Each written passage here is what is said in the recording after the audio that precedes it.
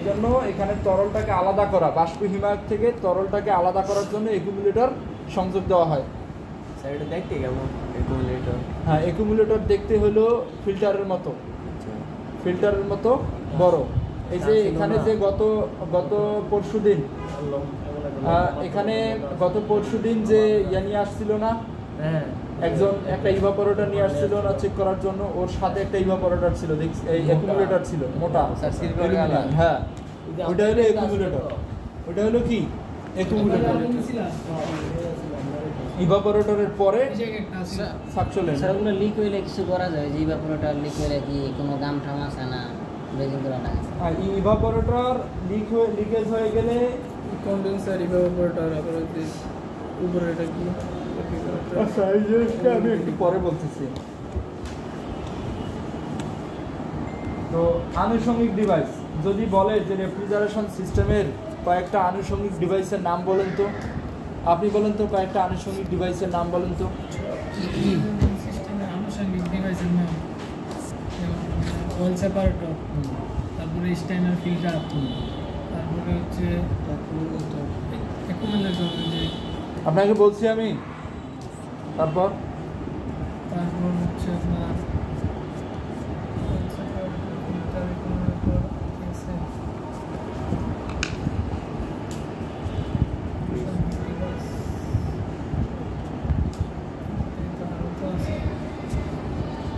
আরেকটা আছে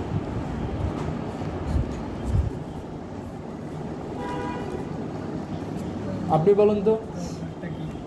আমি এক্সপানশন ডিভাইস, এক্সপানশন ডিভাইস আনুষঙ্গিক ডিভাইস। যেটা লাগবে। আমি আপনাকে যেই দিনে প্রশ্ন করছি আপনি একটা প্রশ্নের উত্তর দিতে পারেন, একটা প্রশ্নের উত্তর ভালোভাবে দিতে পারেন। রিসিভার, স্ট্যান্ডার, আর আপনি রিসিভার, ওয়েল সেপারেটর, তারপরে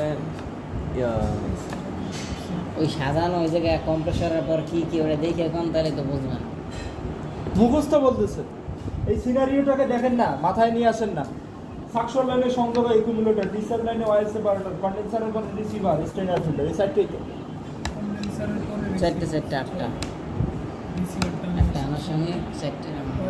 তারপরে মৌলিক ডিভাইস কয়টা? মৌলিক ডিভাইস আপনি বলেন তো। মৌলিক ডিভাইস কম্প্রেসর, ইভাপোরেটর, কম্প্রেসরের পরে ইভাপোরেটর গেল, কম্প্রেসর, কন্ডেন্সার, তারপরে এক্সপেনশন ডিভাইস, তারপরে হচ্ছে ইভাপোরেটর।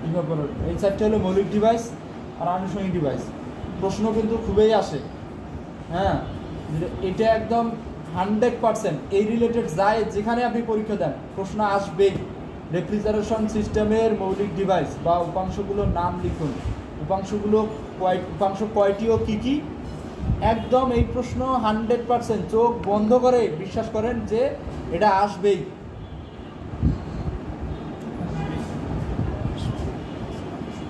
আমি যে পরীক্ষা দিলাম, আমার 2 দিন পরীক্ষা, 2 দিনে এই প্রশ্ন আসছে। রেফ্রিজারেশন সিস্টেমের মৌলিক ডিভাইস কয়টি ও কী কী? 4টি: compressor, condenser, expansion device, evaporator.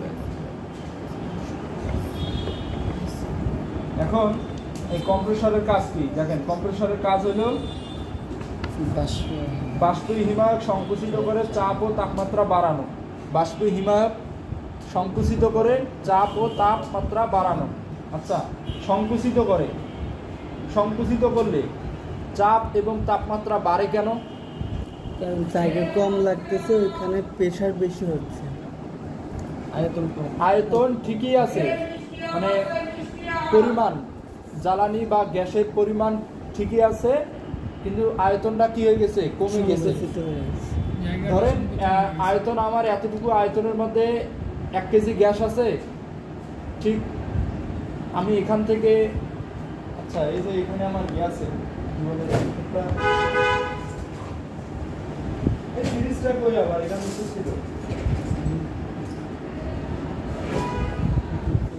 আপনার সিরিজ কলমে এটাতেও বোঝানো যায়, যখন চাপ দেওয়া হয় তখন তো ইয়ে হয়। আপনি যখন সিরিজ তো দেখছেন, সিরিজ থেকে যখন আপনি ঔষধ উঠায় নেন পুরোটা ভর্তি থাকে না? আচ্ছা, আপনার পুরো সিলিন্ডারটাই ভর্তি থাকে না? যখন আপনি চাপ দেন উচ্চ প্রেশারে কি বের হয়ে যায়? মানে আপনি যদি বের হয়ে যাওয়া এই যে উচ্চ যেভাবে ঢুকছে সেভাবে কি বাইর হয়, উচ্চ প্রেসারে বাইর হয়। কেন বাইর হয়? কারণ আপনি আস্তে আস্তে আয়তন কমায় দিচ্ছেন এই জন্য। আয়তন যদি আপনি কমান, পরিমাণ ঠিক রেখে আয়তন কমাইলে গ্যাস সংকুচিত হবে আর প্রেসার বৃদ্ধি পাবে, মানে চাপ বৃদ্ধি পাবে, তাপমাত্রা বাড়বে। আর এই কম্প্রেসরের আয়তন আয়তন কমানো এবং বাড়ানোর করাইকে পিস্টন। কম্প্রেসরের আয়তন কমায় এবং বাড়াইকে পিস্টন। কিন্তু বেসিক জানা থাকলে সব কিছুই মানে বোঝা সহজ হয়। তো এই কম্প্রেসরের ভিতরে যেই সিলিন্ডার পিস্টন আছে, এই সিলিন্ডারের মধ্যে বাষ্প হিমায়ক সাকশন লাইন দিয়ে প্রবেশ করে, সাকশন ভালভ দিয়ে। এরপরে পিস্টন উপরে নিচে ওঠানামা করার মাধ্যমে আয়তন বাড়ায় এবং কমায়, এবং এর ফলে গ্যাসের চাপ বাড়ে এবং কমে। তো কম্প্রেসর কি করে? এই চাপ বাড়ায়। কম্প্রেসর কি করে? এই বাষ্প হিমায়কের চাপ বাড়ায়। প্রথমত কম্প্রেসর যে হিমায়কটা গ্রহণ করে সেটা অবশ্যই বাষ্প হতে হবে, এরপর সেটাকে কম্প্রেস বা সংকুচিত করবে, এবার চাপ এবং তাপমাত্রা বাড়াবে। অর্থাৎ সংক্ষেপে বলা যায় যে কম্প্রেসরের কাজ হইল বাষ্প হিমায়ক সংকুচিত করে উচ্চচাপ সৃষ্টি করা বা চাপ এবং তাপমাত্রা সৃষ্টি করা, মানে চাপ এবং তাপমাত্রা বাড়ানো। এরপরে আছে এই যে কম্প্রেসরের সবচেয়ে চিকন যেই লাইনটা থাকে সেটাকে বলা হয় ডিসচার্জ লাইন। আর বাকি যে দুইটা লাইন, একই সাইজের দুইটা লাইন থাকে, সেটাকে সাকশন এবং চার্জিং লাইন বলা হয়। তবে এই দুইটাকেই আপনি সাকশন অথবা চার্জিং লাইন বলতে পারেন। তবে যেটা আপনি ইভাপোরেটরের সাথে সংযোগ দিবেন সেটা সাকশন লাইন, আর যেটা প্রসেস টিউব যেটাতে সংযোগ দিবেন, প্রসেস টিউব বা চার্জিং ভাল্ব, প্রসেস টিউব বা চার্জিং ভাল্ব যেই লাইনের সাথে সংযোগ দিবেন সেটা হয়ে যাবে চার্জিং লাইন, সেটা হয়ে যাবে কি চার্জিং লাইন। আর ইভাপোরেটর যেই লাইনের সাথে সংযোগ দিবেন সেটা হয়ে যাবে সাকশন লাইন। বুঝতে পারছেন? কম্প্রেসরের এই সাকশন এবং চার্জিং লাইন দুইটাই মূলত বডির সাথে সংযুক্ত, আর ডিসচার্জ লাইনটা সরাসরি সিলিন্ডারের সাথে সংযুক্ত। যখন আপনি পিস্টনের সাহায্যে সিলিন্ডারের আয়তন কমান এবং গ্যাসটা সংকুচিত হয়, উচ্চ চাপ এবং তাপমাত্রা বেড়ে যায়, তখন এই ডিসচার্জ লাইনের সিলিন্ডারের ডিসচার্জ ভালভের সাথে এই ডিসচার্জ লাইনটা সংযুক্ত থাকায় সেখান থেকে উচ্চ প্রেসারে বাষ্প হিমায়কটা ডিসচার্জ লাইন দিয়ে বের হয়ে যায়, নির্গত হয়। এই জন্য ডিসচার্জ লাইন সবসময় চিকন হয় এবং ডিসচার্জ লাইন সরাসরি সিলিন্ডারের ডিসচার্জ ভালভের সাথে সংযুক্ত থাকে। কিন্তু সাকশন আর চার্জিং লাইন কিন্তু সরাসরি সিলিন্ডারের সাথে সংযুক্ত থাকে না, এটা শুধুমাত্র বডির সাথে সংযুক্ত থাকে, এই কভারের সাথে, কম্প্রেসরের কভারের সাথে সংযুক্ত থাকে। তাহলে আমরা বুঝলাম যে কম্প্রেসর হইল রেফ্রিজারেশন সিস্টেমের মৌলিক ডিভাইসের মধ্যে একটি এবং মূল ডিভাইস, এবং এর কাজ হলো বাষ্প হিমায়ক সংকুচিত করে উচ্চ চাপ সৃষ্টি করা। হ্যাঁ, আর এর মধ্যে এর তিনটা লাইন আছে। সবচেয়ে চিকন লাইনটা ডিসচার্জ লাইন, আর অন্যান্য দুইটা হলো সাকশন ও চার্জিং লাইন। ইভাপোরেটরের সাথে যে লাইনটা সংযোগ হবে সেটা হলো সাকশন লাইন, আর চার্জিং ভালভ বা প্রসেস টিউব যেই লাইনের সাথে সংযোগ হবে সেটা চার্জিং লাইন। তবে এই সাকশন এবং চার্জিং লাইন দুইটাই কম্প্রেসরের বডির সাথে সংযুক্ত থাকে, আর ডিসচার্জ লাইন সরাসরি সিলিন্ডারের ডিসচার্জ ভালভের সাথে সংযুক্ত থাকে। ডিসচার্জ লাইন দিয়ে কম্প্রেসর কি করে? বাষ্প হিমায়ক নির্গত করে, আর সাকশন লাইন দিয়ে বাষ্প হিমায়ক গ্রহণ করে। বুঝতে পারছেন তথ্য আর কি। এরপরে কন্ডেন্সার, এই যে উচ্চ চাপ যে সৃষ্টি করলো, তাহলে উচ্চ চাপ সৃষ্টি মানে উচ্চ তাপ সৃষ্টি। তো উচ্চ চাপ এবং তাপের বাষ্প হিমায়ক যে কন্ডেন্সারে আসলো, এখন কন্ডেন্সার কি করবে? উচ্চ তাপমাত্রার বাষ্প হিমায়কে তাপ বাহিরে বর্জন করে তাপ বর্জন করে তরলে পরিণত করবে। আমরা জানি বাষ্প হিমায়ক তাপ বর্জন করলে তরলে পরিণত হয়। বাষ্প হিমায়ক বাষ্পীয় পদার্থ তাপ বর্জন করলে তরলে পরিণত হয়। লজিক পড়াইছিলাম না? বাষ্প হিমায়ক তাপ বর্জন করলে তরলে পরিণত হয়ে যায়। ঠিক তো? অবশ্যই ঠিক, 100% ঠিক যে বাষ্প হিমায়ক তাপ বর্জন করলে তরলে পরিণত হয়ে যায়। ঠিক সেরকম এখানে বলছে যে কন্ডেন্সার যেহেতু বাহিরে তাপ বর্জন করে, তাহলে এর ভিতরে যে টিউবের ভিতরে যে বাষ্প হিমায়ক আছে সেটা কি হয়ে যাবে? তরলে পরিণত হয়ে যাবে। এটাই এখানে লিখছি যে উচ্চ তাপমাত্রার বাষ্প হিমায়ক তাপ বাহিরে বর্জন করায় কি তরলে পরিণত হয়ে যাবে। এটাই হচ্ছে কন্ডেন্সারের কাজ, উচ্চ তাপমাত্রার বাষ্প হিমায়কের তাপ বাইরে বর্জন করে তরলে পরিণত করা। এরপরে স্টেইনার ফিল্টার। এই কন্ডেন্সারের পরে তো স্টেইনার ফিল্টারে আসে, তাই না? স্টেইনার ফিল্টারের কাজ কি? স্টেইনার ফিল্টারের কাজ হলো নিম্ন তাপমাত্রা এত কিছু বাদ লিকুইড। এখন তো হিমায়কটা কি অবস্থায় আছে? লিকুইড অবস্থায়, অর্থাৎ তরল হিমায়ককে পরিশ্রুত করা, তরল হিমায়ককে পরিশ্রুত করা, তরল হিমায়ককে পরিশ্রুত করা। কি পরিষ্কার পরিশ্রুত করবে? অপদ্রব্য। অপদ্রব্য কি কি? ধুলাবালি, ধাতব কণা, জলীয় কণা, তারপরে ধূলি কণা, এগুলো কি অপদ্রব্য। এগুলো অপদ্রব্য কেন? কারণ এগুলো প্রবাহে বাধা দেয়। এগুলো হিমায়ক প্রবাহে বাধা দেয়, হিমায়ক সঞ্চালনে বাধা দেয়, হিমায়ক চলাচলে বাধা দেয়। ঠিক আছে? তো এগুলো হলো আমার অপদ্রব্য। তো স্টেইনার ফিল্টারের কাজ হলো যে তরল হিমায়কে থাকা অপদ্রব্য নিষ্কাশন করা, পরিষ্কার করা, পরিশ্রুত করা। সেটা হতে পারে আটকে দেওয়ার মাধ্যমে, হতে পারে শোষণ করার মাধ্যমে। আটকে দেবে ফিল্টার, দুই দিকে দুইটা নেট থাকে না ফিল্টারে, এই স্টেইনার ফিল্টারের দুই দিকে দুইটা নেট থাকে না, ফিল্টার থাকে না, এই দুটো দিয়ে কি করে দিবে? আটকে দিবে। আর এর মাঝখানে যে সিলিকা জেল থাকে, ছোট ছোট দানাদার যে সিলিকা জেল থাকে, এগুলো কি করবে? জলীয় কণাকে শোষণ করবে, জলীয় কণাকে শোষণ করবে। স্টেইনার ফিল্টার দুইভাবে অপদ্রব্যকে পরিশ্রুত করে, পরিষ্কার করে। একটা হলো আটকে দেওয়ার মাধ্যমে, যার জন্য দুইটা ফিল্টার আছে, আর একটা হলো শোষণ করার মাধ্যমে, যার জন্য আমার সিলিকা জেল আছে, সিলিকা জেল আছে। এই সিলিকা জেল হলো আপনার সুজি আছে না, তারপরে ইউরিয়া সার আছে না, এরকম দানাদার পদার্থ, এগুলো ওই এর মধ্যে থাকে। সিলিকা জেল দুই ফিল্টারের মাঝখানে থাকে। হ্যাঁ, দুই ফিল্টার, স্টেইনার ফিল্টারের দুই দিকে দুটো ফিল্টার থাকে, মাঝখানে সিলিকা জেল থাকে। ধরেন এই দিক থেকে কোনো হিমায়ক ঢুকতেছে যার মধ্যে ধূলিকণা আছে, এই ধূলিকণাগুলো কি করে দিবে? সে ফিল্টার দিয়ে আটকায় দিবে। আর এর মধ্যে যে পানিকে কি আটকানো, পানি যদি থাকে, জলীয় কণা যদি থাকে, সেটা তো ভিতরে ঢুকে যাবে।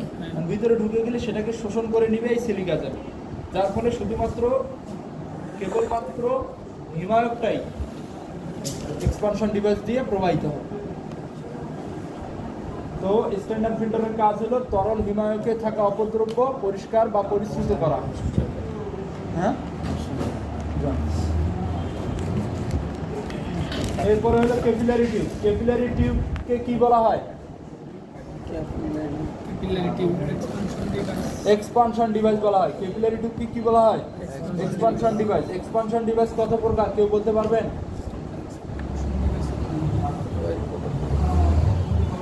আমি যতবারই পড়াইছি ততবারই এই কথা বলছি, এক্সপানশন ডিভাইস কত প্রকার।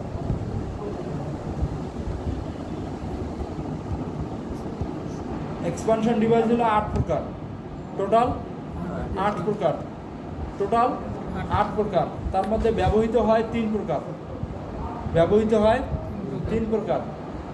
তার মধ্যে এক প্রকার, মানে একটাই এক্সপানশন ডিভাইস আছে, সেটা ফ্রিজে ব্যবহার করা হয়।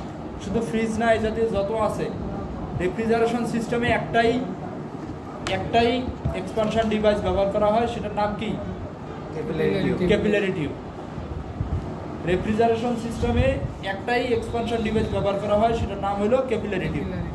তার মানে এই ক্যাপিলারি টিউবটাই এক্সপানশন ডিভাইস। তো ক্যাপিলারি টিউব বা এক্সপানশন ডিভাইসের কাজ কি? এই যে ওখানে দেওয়া আছে। এখন কি হিমায়কটা তরল আছে না বাষ্প আছে? তরল আছে। আমি কম্প্রেসর বাষ্প হিমায়ক গ্রহণ করছে, সেটাকে সংকুচিত করে চাপ এবং তাপ বাড়াই দিছে। কন্ডেন্সার কি করলো, তাপটা বর্জন করে বাষ্প হিমায়ককে তরলে পরিণত করলো। এরপরে সেই তরল হিমায়কটা শুধুমাত্র স্টেনার ফিল্টার দ্বারা পরিষ্কার করা হয়েছে, কিন্তু একে তো কোনো বাষ্প করা হয় নাই, তাই না? তরল তো তরলেই আছে, জাস্ট ফিল্টার ব্যবহার করে সেটাকে পরিস্থিত বা পরিষ্কার করা হয়েছে, এটাই, তাই না? তো সে লিকুইডে আছে, তরল তরলে আছে। এই তরলের চাপটা কমাই দিবে কে? Expansion device. দেখেন কন্ডেন্সারের মাধ্যমে কিন্তু সে তাপ বর্জন করছিল, কন্ডেন্সার কিন্তু তাপ বর্জন করছিল, কিন্তু চাপ কি কমায় নাই, চাপ কিন্তু কমায় নাই। এই চাপ কমানোর জন্য আমাকে স্টেইনার ফিল্টার ব্যবহার করা, এই ক্যাপিলারি টিউব ব্যবহার করতে হয়েছে, কারণ ক্যাপিলারি টিউব কি চিকন, ক্যাপিলারি টিউব চিকন হওয়া, এটাই হলো আমার কন্টিনিউটির সূত্র, বার্নৌলির সূত্র। আপনারা যদি একটু জানার আগ্রহ থাকে বাসায় গিয়ে সার্চ দিয়ে কন্টিনিউটির সূত্র আর বার্নৌলির সূত্র, এই দুইটা, এবং ইউলার্স সূত্র, এই তিনটে সূত্র এখানে আছে। তার মধ্যে এখানে যে আছে সেটা হলো কন্টিনিউটি এবং বার্নৌলির সূত্র। এই দুই ধরনের সূত্র মূলত বেস করে মূলত এক্সপানশন ডিভাইসটা কাজ করে। এখানে টিউবের ব্যাস, যেমন এই কলমের ব্যাস কত, এই যে যেটুকু অংশ এটা আছে না, ফাঁকা অংশটা ব্যাস, এটাই কি ব্যাস? একটা টিউবের ফাঁকা অংশটাই কি ওই টিউবের ব্যাস, তাই না? তো এই ব্যাসটা যত কম হবে প্রবাহের বেগ তত বেড়ে যাবে, আর বেগ বৃদ্ধি পাওয়ার কারণে হিমায়কের চাপ কমে যাবে।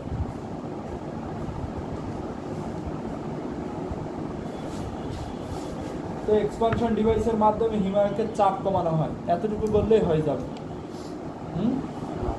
যে এক্সপানশন ডিভাইসের কাজ কি? হিমায়কের চাপ কমানো। কি হিমায়কের চাপ কমাবে? তরল হিমায়কের চাপ কমানো, এতটুকু বললে হয়ে যাবে। এরপরে ইভাপোরেটরের কাজ কি? এখন তো এই যে তরল, এখনো কি হিমায়কটা কি বাষ্প আছে না তরল আছে? তরল আছে। এখন এই ইভাপোরেটরের পরে সংযুক্ত কি? কম্প্রেসর। এখন কম্প্রেসর যদি বাষ্প হিমায়ক নিতে চায়, তাহলে তো এই তরল হিমায়কটাকে বাষ্প করা লাগবে। এখন বাষ্প করতে পারে এমন কোনো ডিভাইস আমাকে সংযুক্ত করতে হবে যেটা বাষ্প করে পুনরায় কম্প্রেসরে প্রেরণ করতে পারবে। এখন বাষ্প করতে পারে এমন কি আছে? ইভাপোরেটর। এখন বাষ্প করতে গেলে আমাকে কি করতে হবে? আমরা জানি যে তরল হিমায়ক তাপ গ্রহণ করলে বাষ্পে পরিণত হয়ে যায়, তরল হিমায়ক তাপ গ্রহণ করলে বাষ্পে পরিণত হয়ে যায়। এখন গ্রহণ কখন করে? কেউ তাপ গ্রহণ, কেউ টাকা ধার নেয় কখন? যখন নিজের থাকে না বা কম থাকে, তখনই তো সে ধার নেয়, তাই না? সেরকম এই তরল পদার্থটা মানে তরল হিমায়কটা, এই তরল হিমায়কের তাপ যদি 30 ডিগ্রি হয় আর খাবারের তাপ যদি 25 ডিগ্রি হয়, তাহলে এই তরল হিমায়কটা কি খাবার থেকে তাপ গ্রহণ করবে না, কারণ তরলের তাপেই তো বেশি আছে। সে আর কি গ্রহণ করবে খাবার থেকে? খাবারই না, এই তরল থেকে তাপ গ্রহণ করবে। তাহলে তো আর হইল না। তাহলে কি হইল? তাহলে তো হইল না। তাহলে আমাকে কি করতে হবে? ওই তরল হিমায়কের তাপটা কমিয়ে নিয়ে আসতে হবে। কাদের থেকে? তরল খাদ্যদ্রব্য এবং ওই ইভাপোরেটর ক্যাবিনেটের থেকে আমাকে তরল হিমায়কের তাপটা কমায় নিয়ে আসতে হবে। তাহলে তরল হিমায়ক ওই ক্যাবিনেট থেকে বা খাবার থেকে কি করবে? তাপ গ্রহণ করবে। তাহলে এই তরলটা বাষ্পে পরিণত হবে। বাষ্পে পরিণত হলে আবার এই তরলটা পুনরায় কম্প্রেসরে চলে যাবে। এই প্রক্রিয়া এইভাবে চলতেই থাকবে। বাষ্পে তাহলে ফ্রিজে যে বাষ্পটা সেটা ইভাপোরেটর থেকেই মূলত হয়। বাষ্পটা মূলত ইভাপোরেটর থেকেই উৎপন্ন হয়। কিভাবে? কারণ আমরা জানি একটা তরল হিমায়কের চাপ এবং তাপ যখন উভয়ই কমানো হয় তখন ওই তরল হিমায়কের তাপমাত্রা কমে যায় এবং খুবই কমে যায়, উল্লেখযোগ্য হারে কমে যায়। এবং কমে যাওয়ার কারণে সে বেশি তাপমাত্রার বস্তু বা স্থান থেকে তাপ গ্রহণ করে। যখনই সে ওই স্থান বা বস্তু থেকে তাপ গ্রহণ করে ওই স্থানটা বা বস্তুটা ঠান্ডা হয়, কিন্তু সে কি হয়ে যায়? বাষ্পে পরিণত হয়ে যায়। তার তাপ বৃদ্ধি পেয়ে সে বাষ্পে পরিণত হয়।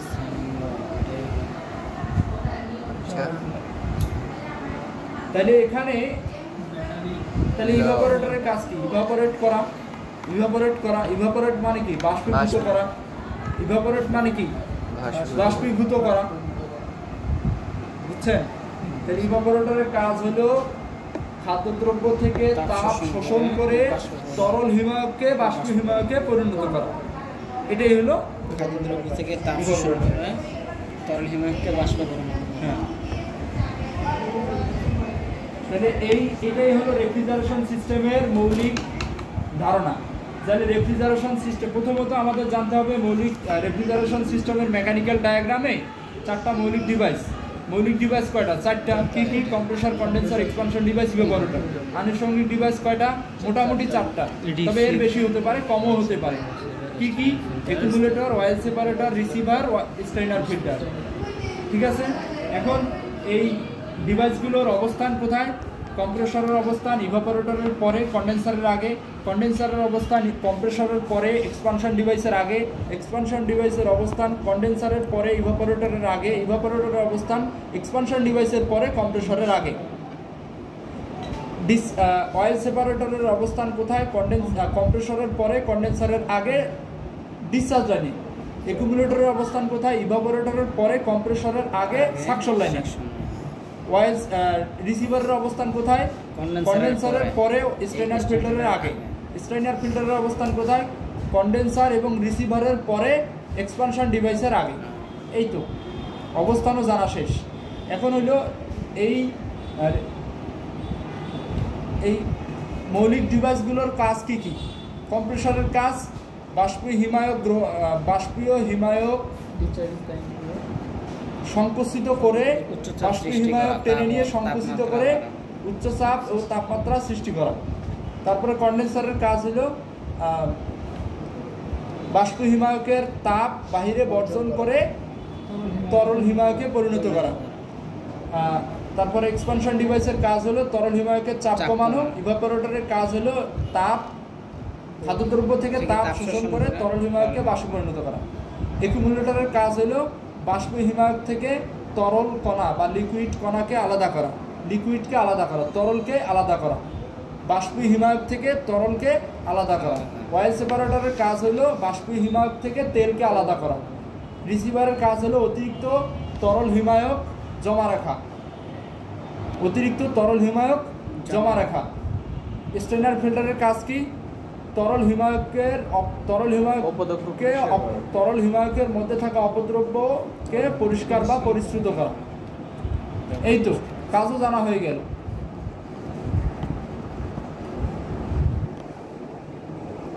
আর কিছু আছে? আর কিছু নাই।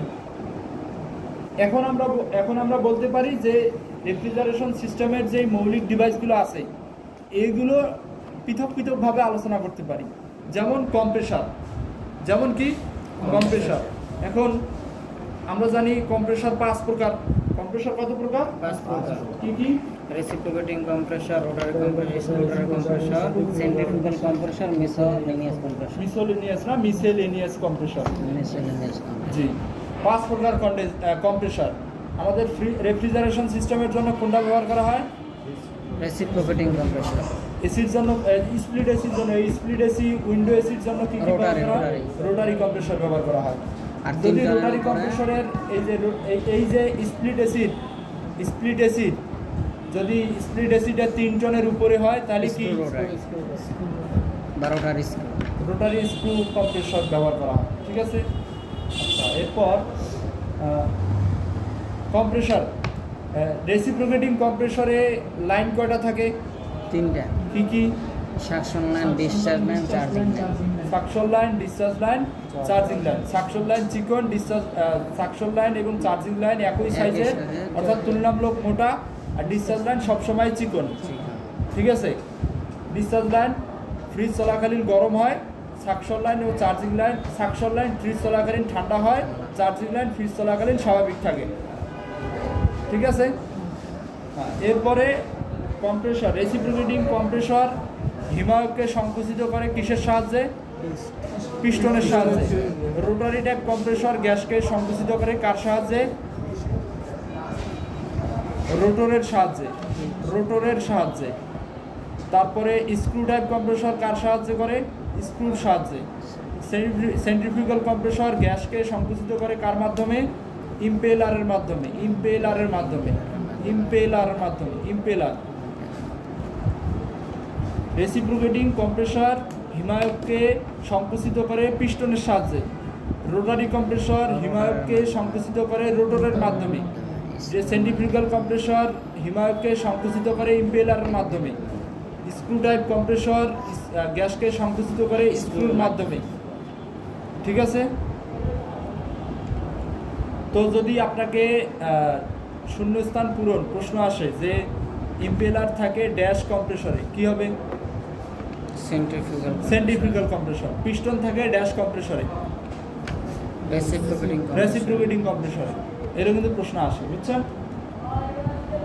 তারপরে কম্প্রেসর সম্পর্কে আর প্রশ্ন, কম্প্রেসরের ভিতরে কি কি মেকানিক্যাল অংশ? কম্প্রেসরের ভিতরে কি কি থাকে? রেসিপ্রোকেটিং, বিশেষ করে সকল কম্প্রেসরেই দুইটা অংশ থাকে, একটা ইলেকট্রিক্যাল অংশ, একটা মেকানিক্যাল অংশ। তো ইলেকট্রিক্যাল অংশে কি কি থাকে? ইলেকট্রিক্যাল অংশে রোটর, স্টার্টর আর কয়েল। রোটর, স্টার্টর আর কয়েল। কয়েল কোনগুলো? কয়েল কি কি থাকে? Starting coil, running coil. Starting coil কি হয়? মোটা হয়। Starting coil, sorry, starting coil হয় চিকন, আর স্টার্টিং কয়েল হয় চিকন। প্যাচ সংখ্যা বেশি থাকে, এই জন্য এর রেজিস্ট্যান্স বেশি, কারেন্ট প্রবাহ কম। আবার রানিং কয়েল মোটা থাকে, মোটা কয়েল হয়, প্যাচ সংখ্যা কম হয়, আর প্যাচ সংখ্যা কম হয় বিদ্যুৎ রেজিস্ট্যান্স কম হয়, আর রেজিস্ট্যান্স কম হওয়াতে কারেন্ট প্রবাহ বেশি হয়। আবার এই কয়েলটা, এই কয়েল যার মধ্যে পেঁচানো থাকে সেটা হলো স্টার্টার। এই কয়েল যার মধ্যে পেঁচানো থাকে সেটাই কি? স্টার্টার। আর স্টার্টারের মাঝখানে যে অংশটা ঘুরে সেটাই কি? রোটর। তার মানে এই তিনটা, এই যে ঘূর্ণায়মান অংশ হলো রোটর, আর স্থির অংশ হলো স্টার্টার, আর স্টার্টারের মধ্যে পেঁচানো যেই ধাতব যেই তারটা আছে সেটা হলো কি? কয়েল। অর্থাৎ এই স্টার্টার থাকে স্থির, রোটর থাকে ঘূর্ণায়মান, আর কয়েলটা থাকে আপনার ওই স্টার্টারের মধ্যে পেঁচানো। তা কয়েল, স্টার্টার আর রোটর এই তিনটা হলো ইলেকট্রিক্যাল অংশ।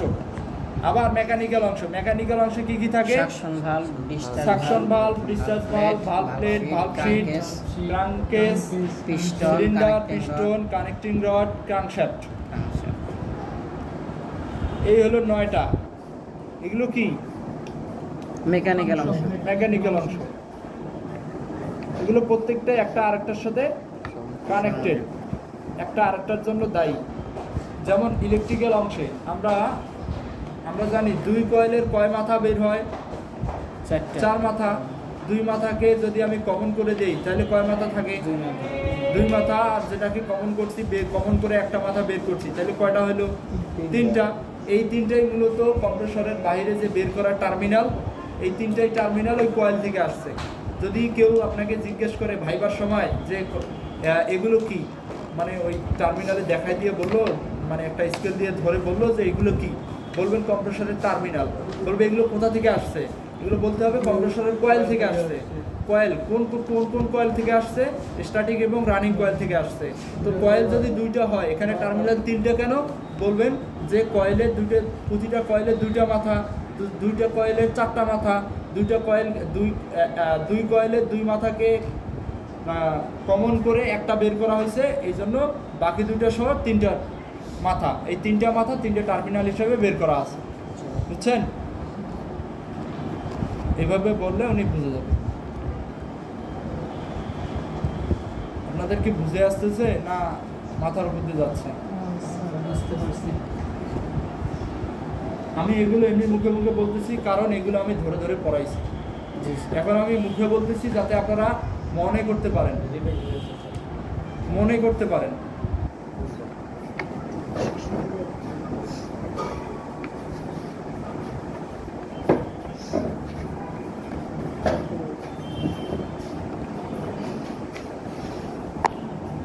দেন ওইটা যদি লুজ থাকে, তারপরে যে রাবারের উপরে বসানো থাকে সেটা রাবারটাকে কি বলা হয়? বুশ বলা হয় না?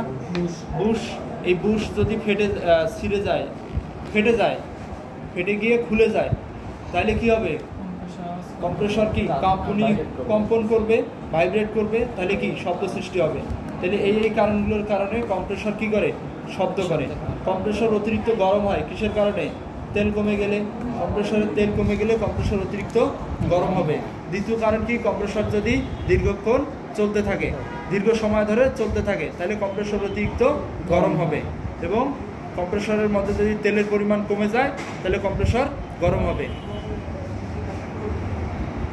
কম্প্রেসর সম্পর্কে আরও কোনো তথ্য লাগবে? আর তো কোনো তথ্য প্রয়োজন নাই আমার। তারপরে কন্ডেন্সার বাজারে আরও আছে, যেমন একটা কম্প্রেসর, ফ্রিজের কম্প্রেসর কত এম্পিয়ার কারেন্ট নেয়? 1 এম্পিয়ার কারেন্ট, সর্বোচ্চ 1 এম্পিয়ার কারেন্ট নিবে। এর থেকে বেশি মানে বেশি কারেন্ট নিচ্ছে কম্প্রেসরটা। তবে স্বাভাবিকভাবে ধরা 1.23 বা এরকম আসলেও সমস্যা নাই, এটাও স্বাভাবিক ধরা হয়। তার মানে বুঝলাম যে কম্প্রেসর 1 এম্পিয়ার 1 এম্পিয়ার কারেন্ট নেয়, এটা লিখে রাখেন।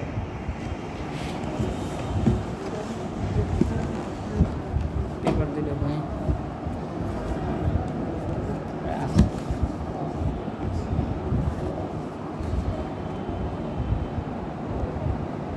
গ্রহণ করে 220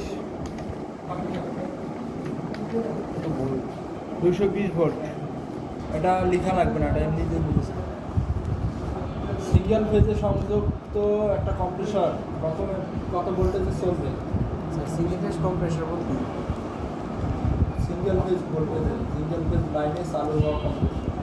আমরা যে কম্প্রেসরগুলো চালু করার ফ্রিজগুলো চলতেছে এগুলো কি সিঙ্গেল ফেজ লাইনে না? 220 ভোল্টে না?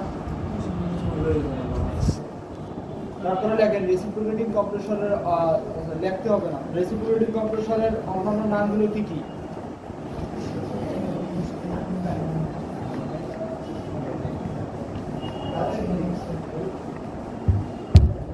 পানি খালি খেয়ে নেন।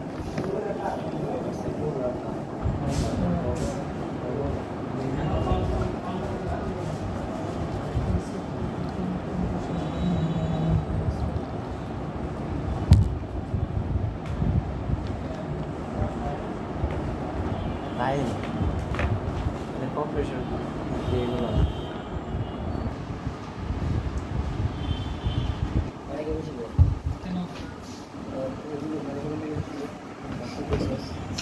এয়ার-কুলড কন্ডেন্সার আর natural air cooled condenser. Forced air cooled condenser, natural air cooled condenser আর এই যে ইভাপোরেটিং কন্ডেন্সার। মানে মূলত দুই ধরনের, প্রধানত না, মূলত ন্যাচারাল এয়ার-কুলড কন্ডেন্সার আর ফোর্সড FO মানে হয় করে ফো র বয়স্ক র আর অন্তঃ প্লাস ডি।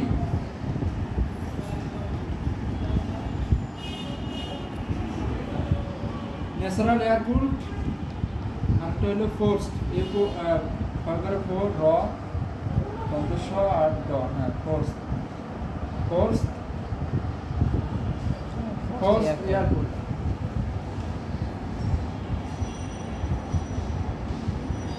ন্যাচারাল মানে কি? প্রাকৃতিক। এয়ার-কুলড মানে বাতাস দ্বারা ঠান্ডা, অর্থাৎ প্রাকৃতিক বাতাস দ্বারা ঠান্ডা, অর্থাৎ প্রকৃতির বাতাস দ্বারা ঠান্ডা। আপনার কন্ডেন্সার কয়েলের হতে পারে, লোহারও হতে পারে।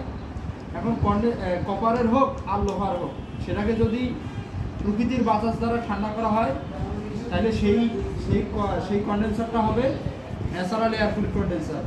আর যদি সেই কন্ডেন্সারটাকে আলাদাভাবে বাইরে থেকে ফ্যান ব্যবহার করে ফোর্সড মানে বল প্রয়োগ করে প্রেসার দিয়ে বাতাস প্রয়োগ করে ঠান্ডা করা হয়, তাহলে সেটা হবে ফোর্সড এয়ার কুল কন্ডেন্সার।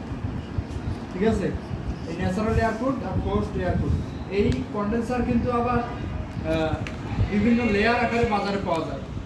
ধরেন 8 লেয়ার, 10 লেয়ার, 12 লেয়ার এইভাবে পাওয়া যায়। যেমন এই যে এগুলো দেখতেছেন, এই যে এটা এরকম লেয়ার কয়েল, এগুলো কি একটা করে লেয়ার, এই লেয়ার হিসেবে পাওয়া যায়। 8 লেয়ার, 10 লেয়ার। ঠিক আছে, তাহলে কন্ডেন্সারের আমরা জানি কন্ডেন্সারের কাজ হলো বাষ্প হিমায়কের তাপ বাইরে বর্জন করে তরল হিমায়কে পরিণত করা। তো কন্ডেন্সার মূলত দুই ধরনের হয়, ন্যাচারাল এয়ার কুল আর ফোর্সড এয়ার কুল।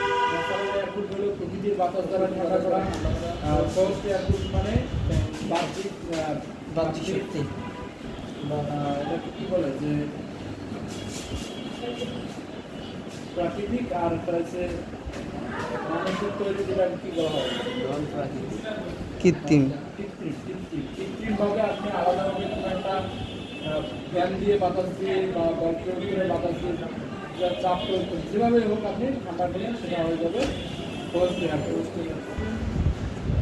ফোর্স মানে হচ্ছে বল, আর ফোর্সড মানে হচ্ছে বল প্রয়োগ করা করে, চাপ প্রয়োগ করে, এরকম আর কি। তারপরে এক্সপানশন ডিভাইস, এটা তো বললাম 8 প্রকার। তারপরে একটাই এক্সপানশন ডিভাইস আছে, সেটা রেফ্রিজারেটর সিস্টেম ব্যবহার করা হয়, capillary tube.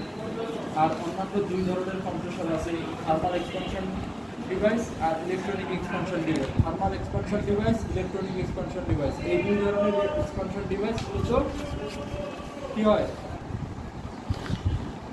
Thermal expansion device এবং ইলেকট্রনিক এক্সপানশন ডিভাইস এসিতে ব্যবহার হয়, এসিতে ব্যবহার করা হয়। এগুলো লিখে রাখেন, thermal expansion device, electronic expansion device, thermal ও ইলেকট্রনিক এক্সপানশন ডিভাইস।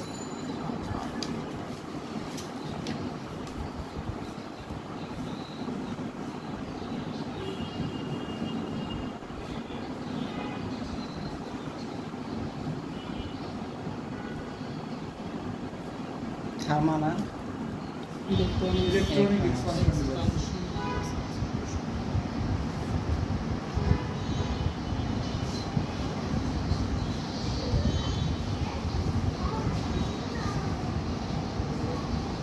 এসিতে ব্যবহার করা হয়।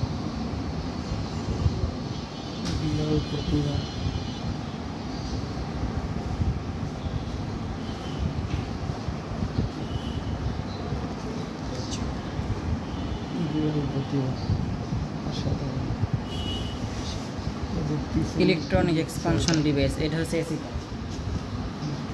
দুইটাই এসিতে, শুধু ক্যাপিলারি টিউবটা ব্যবহার হবে ফ্রিজে। তো লিখে রাখতে পারেন।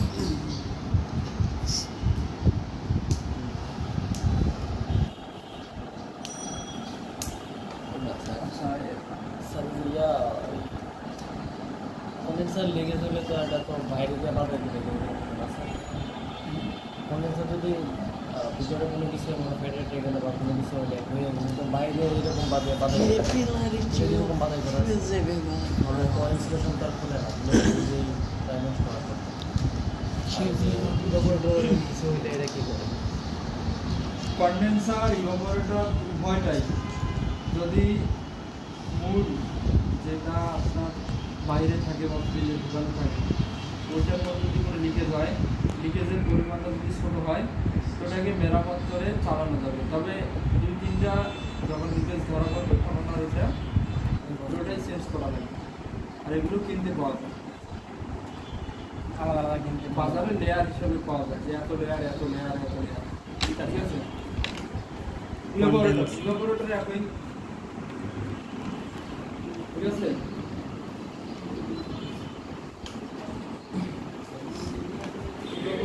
এয়ার কুল, ওয়াটার কুল, ইভাপোরেটর দুটোই হয়, 3টেই হয়।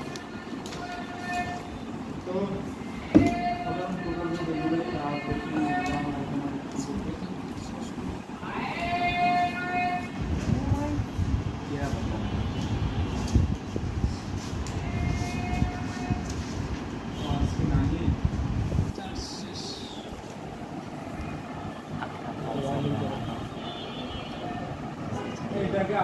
ইয়ে করে দেওয়া হয়েছে, চিত্রটা অন্যভাবে দেওয়া হয়েছে। এই যে চিত্রটা এইভাবে এটা অন্যভাবে দেওয়া হয়েছে।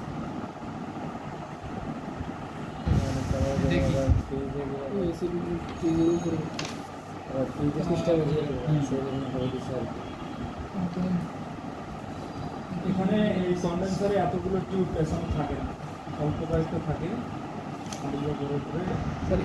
কন্ডেন্সার না, এই জন্য এটা আলাদা হচ্ছে। এই যে এইটার মধ্যে ইভাপোরেটর কয়েলের মধ্যে ডিপ অংশে বেশি পেছানো থাকে আর নরমাল অংশে কম পেছানো থাকে।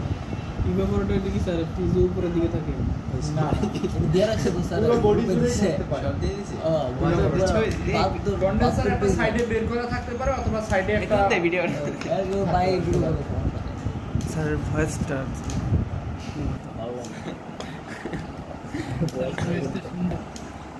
রেসিপ্রোকেটিং কম্প্রেসরের আরেকটা নাম হলো সিলটা হারমোনিক কম্প্রেসর।